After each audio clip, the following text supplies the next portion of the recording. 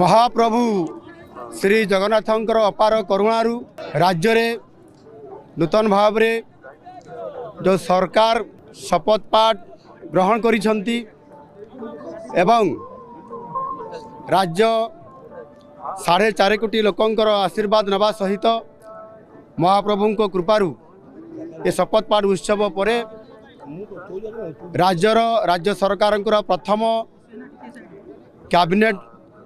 बसीथिला एवं ये प्रथम कैबिनेट रे 4टी प्रस्ताव ग्रहण करा जाइथिला। सेथिरे भक्तंकर भावावेग को नहीं एवं महाप्रभुंकर जो 4टी द्वार अच्छी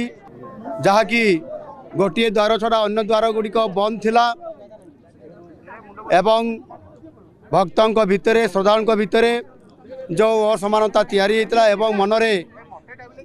आक्रोश थिला ताकू सरकार प्रथम प्रस्ताव रे प्रथम निष्पत्ति नेले जे संपूर्ण भाव में 4 द्वार को भक्तों पाई खोली दिया जिवो एवं 4 द्वार खोला जाइछि एवं सरकार निजे आसी समस्त मुख्यमंत्री सहित समस्त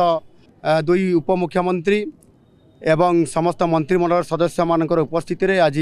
महाप्रभु को दर्शन करागला एवं महाप्रभु को आशीर्वाद रे 4 द्वार परिक्रमा करा जाई संपूर्ण भाव में द्वार को खोली दियागला। ये भक्तों जो इच्छा थिला मंदिर परिचालन रे जेभली भाव में भक्तों को दर्शन करिबारे संपूर्ण भाव में आध्यात्मिक कार्य रे बाधा न आसू सेतिपाई सरकार निष्पत्ति नियागला एवं ताहा आज संपन्न होईछि। सेतिपाई महाप्रभु जगन्नाथ को तांको आशीर्वाद रे यह संभव होइतबारु तांको कोटि कोटि प्रणाम जणाउ।